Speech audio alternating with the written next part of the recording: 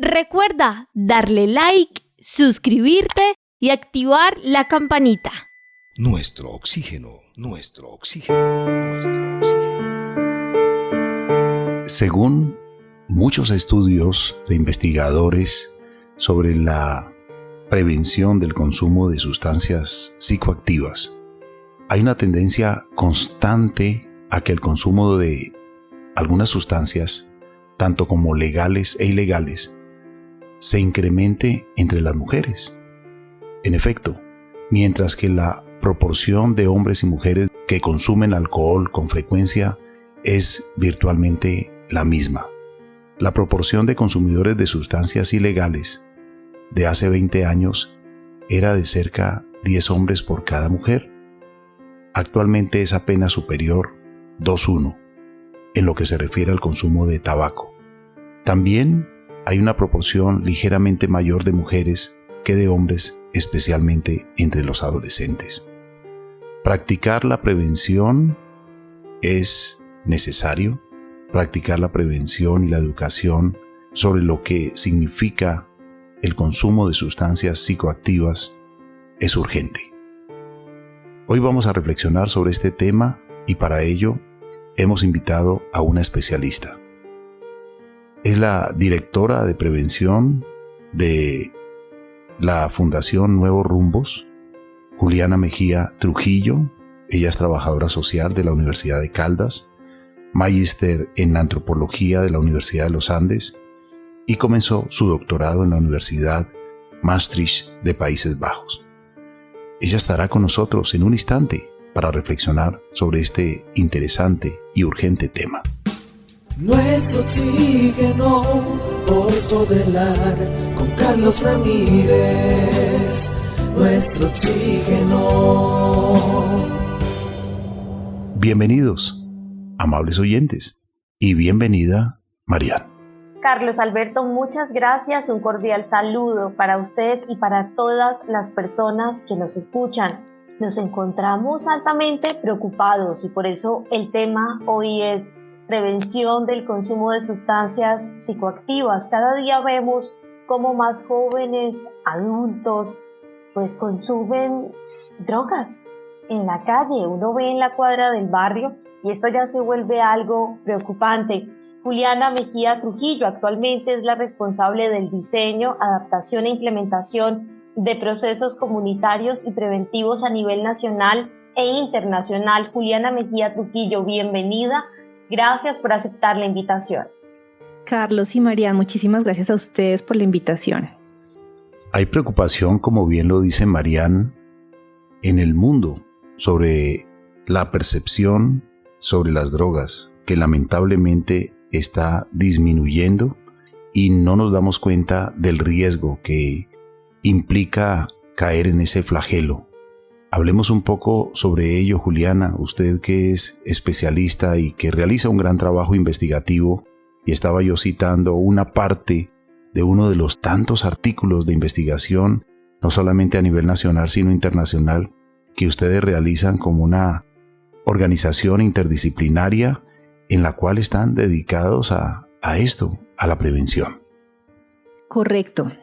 Nosotros por lo general lo que hacemos es hacer investigación para poder intervenir y poder prevenir también. A su vez, la prevención también se nutre de las investigaciones y la investigación aporta a la prevención, que creo que así es como debe ser también, así se debe prevenir, no simplemente es una acción aislada ni es una acción de buena voluntad, sino que realmente nos hemos dedicado a estudiar el tema y hacerla con base en evidencia. Ahorita hay muchísima evidencia disponible y creo que nosotros en Colombia también nos hemos encargado de aportar a esa evidencia en un país latinoamericano, en un contexto específico, que tampoco hay mucha investigación sobre eso. Y nos hemos dado cuenta de eso que usted mencionaba, que realmente la percepción de riesgo del consumo de sustancias ha disminuido, no solamente en Colombia, eso es una situación a nivel mundial y pues obviamente ahorita ya estamos hiperconectados con las redes sociales y también sucede en Colombia y con nuestros jóvenes.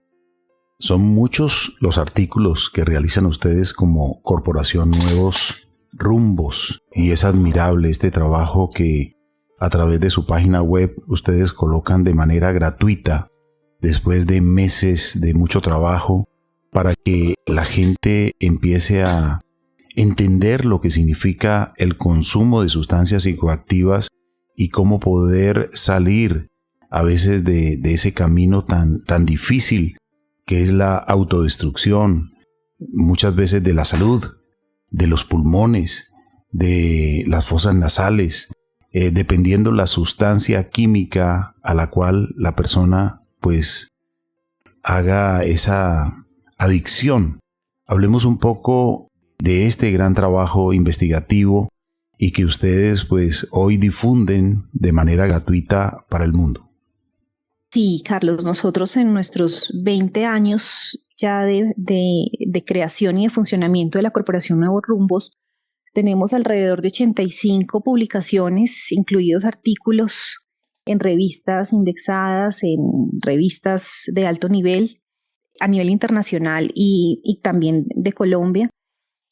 Tenemos también capítulos de libros y también libros. De hecho, en este momento estamos a punto de sacar 3 libros, todos relacionados con consumo de sustancias psicoactivas, con cómo prevenirlos, en cómo abordarlos desde distintas instancias, siendo padres, maestros, desde el nivel de políticas.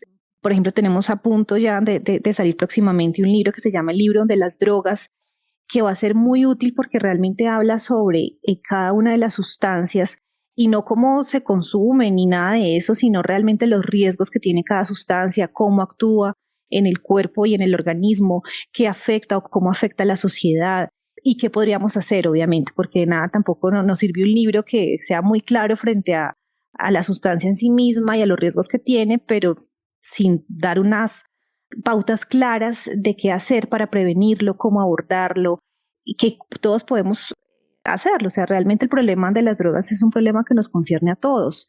Hay gente que dice, no, pero es que yo no tengo hijos, no es a mí, yo ya crecí, entonces no me va a tocar, pero realmente cuando entendemos que es una situación que nos toca a todos como comunidad, creo que va a ser posible hacerlo. Y estas investigaciones precisamente están orientadas pues a eso. De los proyectos que hemos desarrollado también siempre dejamos varios artículos que evalúan, por ejemplo, los efectos de los programas implementados, que evalúan los procesos que llevamos a cabo para que se dé ese programa, cuáles son las condiciones que funcionan y cuáles no, para que se den ciertas condiciones. Y bueno, pues realmente hay una gran cantidad de cosas. Somos un grupo muy pequeño, realmente somos unas 15 personas aproximadamente, pero que nos apasiona esto, nos apasiona la investigación y no solamente dejarlo allí, sino también que sirva realmente como sustento para todas nuestras acciones de prevención. Entonces, cada vez que nosotros tenemos un programa preventivo es porque ha sido evaluado, cuando ofrecemos un programa preventivo es porque ha sido evaluado, sabemos que tiene un efecto positivo, que no tiene un efecto contrapreventivo, porque también hay programas que tienen ese efecto.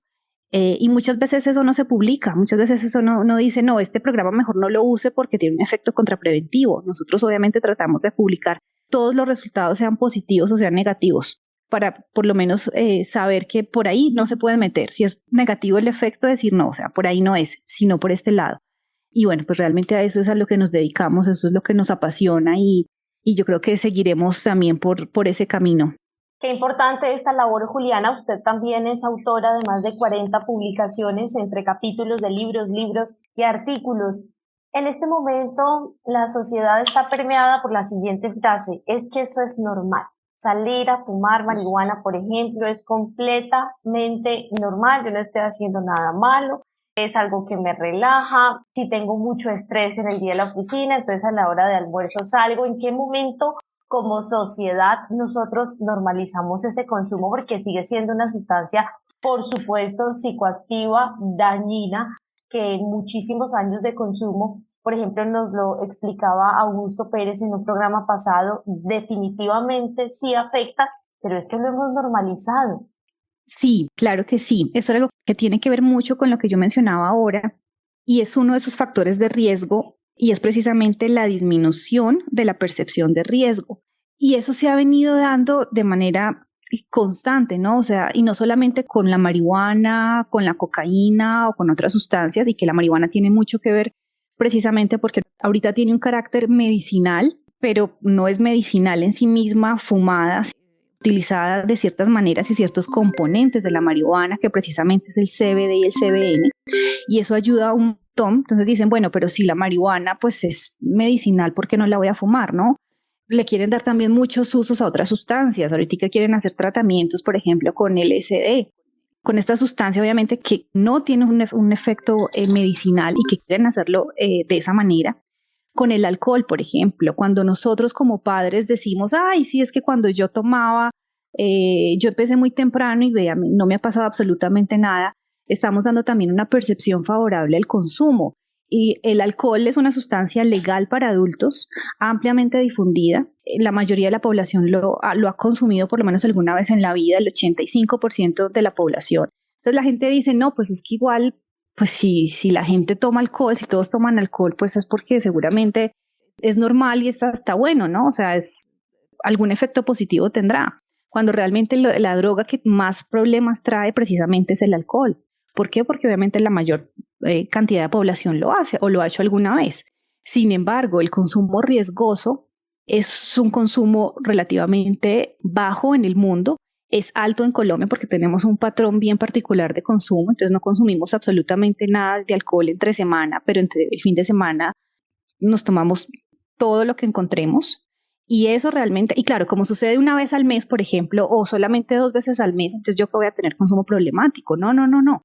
Y realmente eso afecta un montón, afecta económicamente, afecta la estructura familiar, afecta la estructura comunitaria. Y así mismo se vuelven todas las sustancias, ¿no? Cuando se vuelven un poco más de consumo un poco mayor, pues entonces se disminuye mucho más esa percepción de riesgo y se incrementan todas las actitudes favorables hacia el uso de ella. Y no nos damos cuenta que los que nos están viendo son los niños, ¿no? Son los que están siguiendo esos patrones. Entonces, por eso era que yo decía que era importante la prevención, no solamente la prevención, todos podemos hacer algo, no solamente son programas preventivos que vemos o que palpamos y que se aplican, por ejemplo, en la escuela o programas preventivos a nivel familiar, sino también nosotros como comunidad estamos dando también un ejemplo.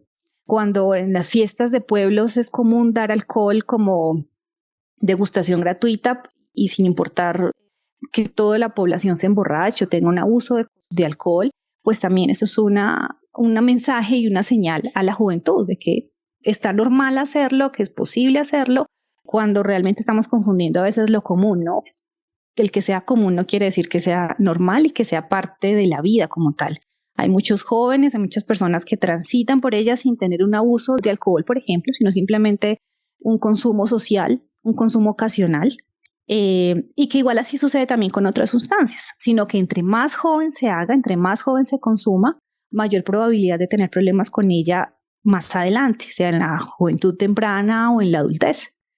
Entonces es allí, o sea, cuando nosotros hablamos de prevención, hablamos de disminuir o de incrementar más bien la edad de inicio de consumo, sobre todo de alcohol, porque a partir de allí también se desprenden otras sustancias.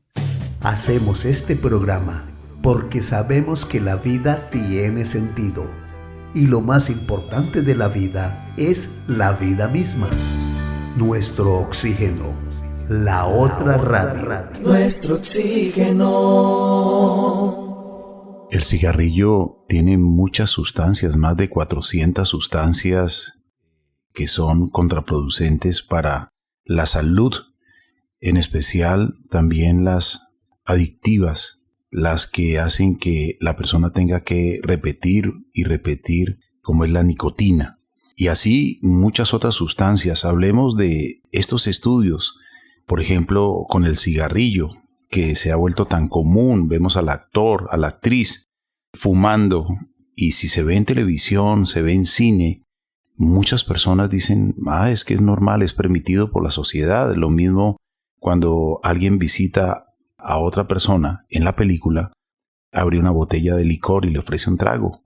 Es como una forma de atender, y no se va entendiendo el mensaje, sino que se va aprendiendo y se va prácticamente desarrollando adicciones que cuando menos pensamos, pues se han popularizado en la comunidad, se han popularizado en la humanidad, y ahí es cuando pues tenemos programas de prevención, pero a veces es tarde. tarde para la persona que se está autoagrediendo con una adicción, está autolastimándose. Hablemos un poquitico de esto porque a veces no se entiende y pensamos, no, es que el vicio lo tengo controlado, yo tomo solamente los fines de semana, yo tomo solamente en ocasiones muy especiales, pero cuando menos pensamos estamos tomando más de la cuenta. Sí, Carlos, y usted mencionaba algo muy particular y es el cigarrillo. Con eso está pasando un fenómeno y es que el consumo de cigarrillo a nivel mundial venía disminuyendo en los últimos años. Los últimos estudios mostraban una disminución mayor de prevalencias, incluso de vida, es decir, estos consumos experimentales.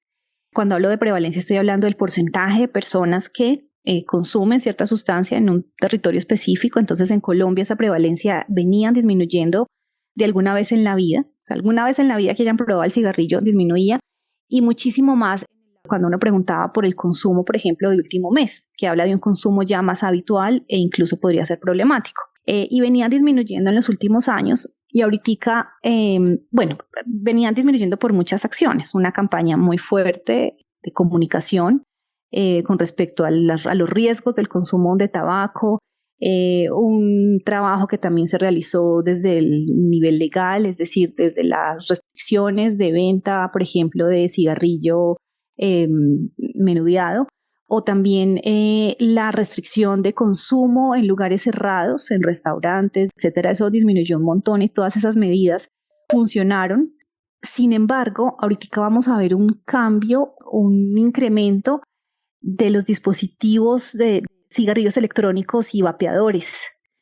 Ahorita está en aumento y de hecho estamos pensando desde la Corporación Nuevos Rumbos que se está convirtiendo en la sustancia de inicio cuando por años fue el alcohol. Cuando hablamos de sustancia de inicio estamos hablando de la primera sustancia que se consume como una transición. Por lo general era el alcohol porque obviamente era de más fácil acceso, porque desde pequeños lo vimos en la casa, porque es común de pronto ver en la nevera una cerveza o incluso en algunas casas una botella de aguardiente, ron, whisky, y es fácil el acceso para los menores de edad y por eso lo hacían también desde edades más tempranas. Está sucediendo ahora que los adultos se están volviendo más conscientes de que ofrecerles alcohol a los menores de edad conlleva muchos riesgos y hemos visto también, aunado a otras campañas y a otros programas, que la edad de inicio del consumo de alcohol ha ido incrementando, que finalmente ese es el objetivo, ¿no? En el 2008, por ejemplo, teníamos 11 años, en el 2015 teníamos 12 años y ahorita tenemos casi 13 años. Entonces, ahí la diferencia, obviamente, o la ventaja de todos los programas que se han hecho y los efectos que se han tenido con respecto a las medidas que se han tomado con el alcohol. Mientras que el consumo de cigarrillo, ahorita de vapeadores, lo más seguro es que esté disminuyendo. Nosotros hemos hablado en varios colegios de muchas ciudades de Colombia, con incluso muchos estudiantes que mencionan que realmente están consumiendo, o sea, y la prevalencia parece ser demasiado alta. En este momento estamos llevando a cabo precisamente el proceso y una investigación para conocer exactamente cuál es la prevalencia de uso de estos dispositivos electrónicos o vapeadores, porque eso ya nos va a dar un panorama muy claro de realmente a qué edad están comenzando a consumir nuestros estudiantes, pero sabemos y tenemos de muy buena fuente que desde edades incluso mucho más tempranas que las del alcohol. Y hay un detalle, Juliana, Mariana y amables oyentes, es que este término vapeador suena como a vapor, como si la persona estuviera inhalando vapor, y realmente hay sustancias como la nicotina también que le inyectan a estos aparaticos y otras más que lamentablemente están deteriorando la salud del ser humano. Y muchas veces por la elegancia, el estilo, están empezando a vender con esta tecnología nuevamente el tabaquismo. Correcto, exactamente. O sea, fue creado, por lo menos así lo dicen, para disminuir el consumo de tabaco en personas que ya lo hacían. Sin embargo, esto lo que está provocando es que además que tiene unos sabores muy, muy agradables, un aroma muy agradable, y lo que está provocando es que realmente sean usados y sean mucho más atractivos para los menores de edad y cada vez a edades más tempranas para los niños realmente. O sea, ¿qué persona o qué uno dice no puede ser algo malo, algo que sepa a chicle? Y no es que sabe a chicle, pues es bueno, ¿no? Seguramente es bueno y es inofensivo por lo menos.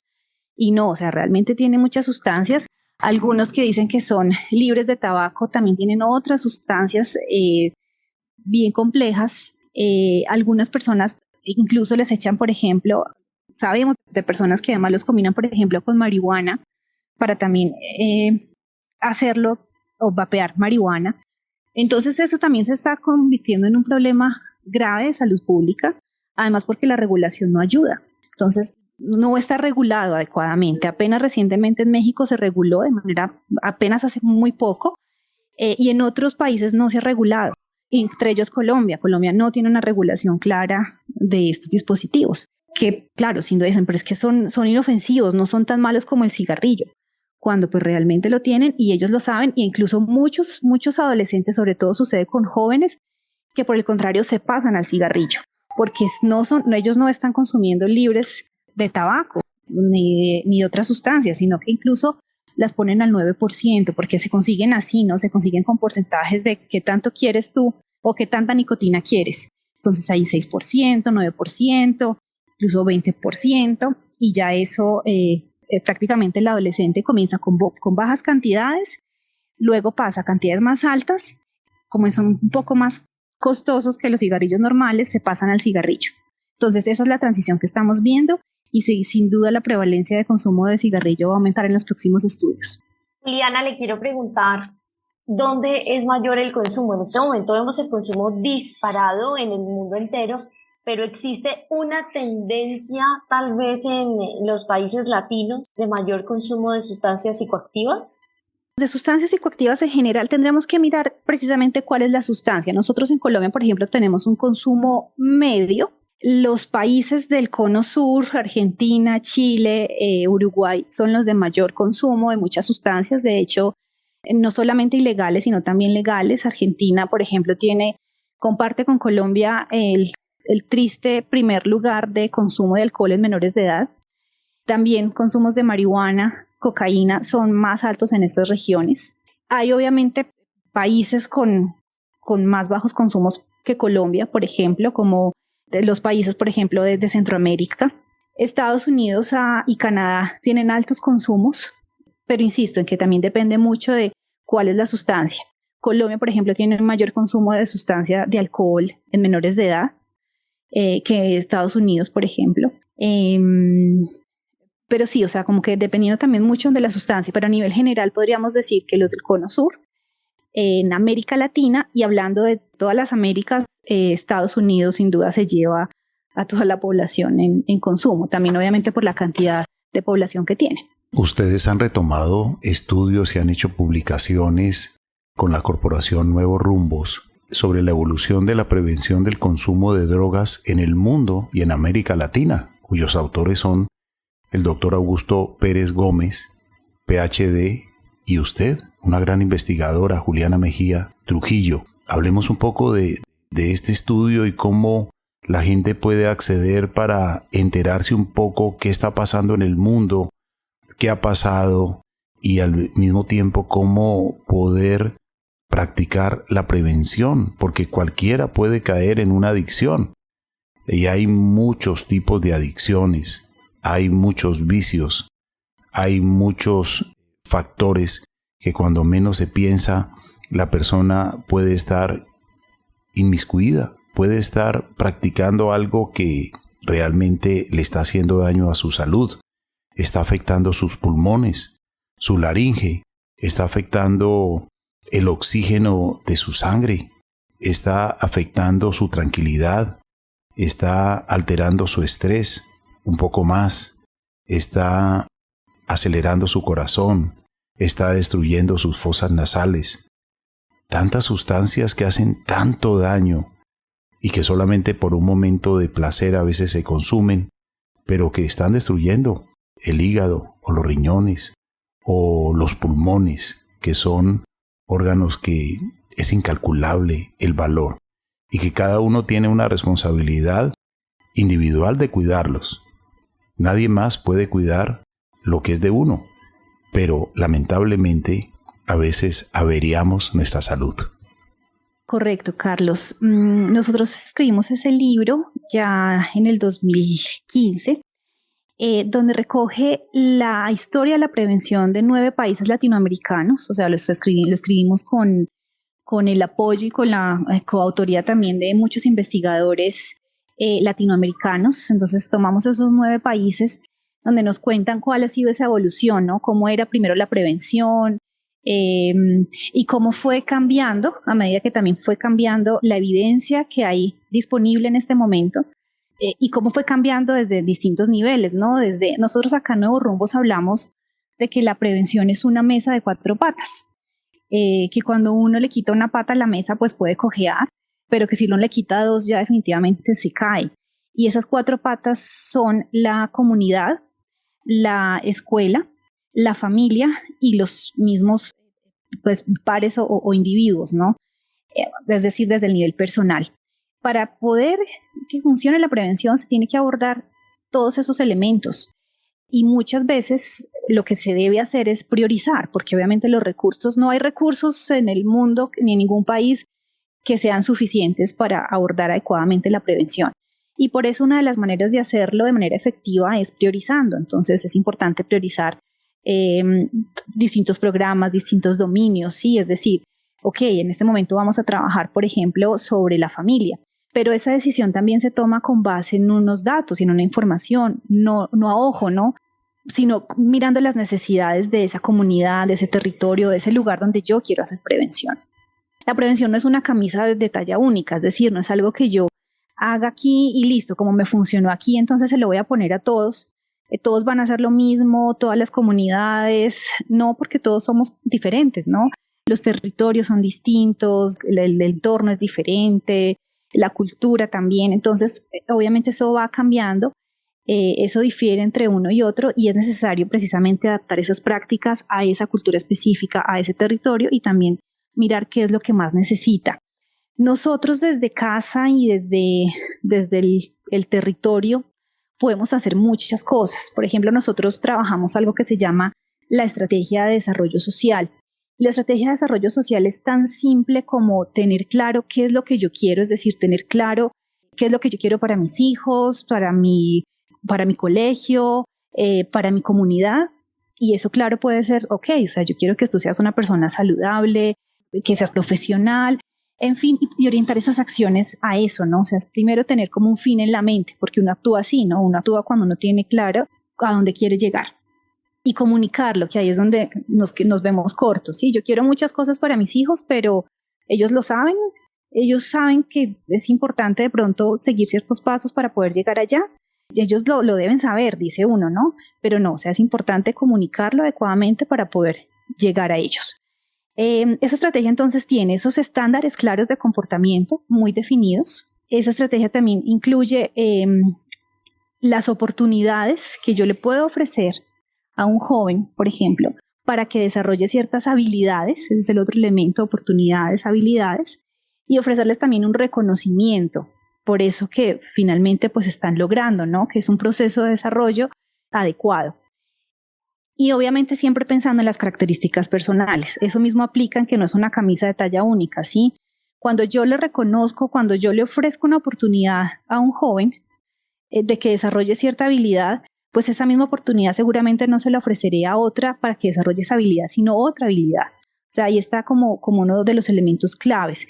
Esta estrategia de desarrollo social lo que hace es organizar los factores protectores para favorecer las acciones de prevención, para favorecer obviamente como todos los aspectos positivos que podría tener ese joven y esa persona. O sea, nosotros aplicando esa estrategia de desarrollo social, no solamente en familia, sino también en la escuela, en el lugar de trabajo y en todos los ámbitos donde estaríamos ya implementando acciones de factores de protección que podrían obviamente servir frente al consumo de sustancias.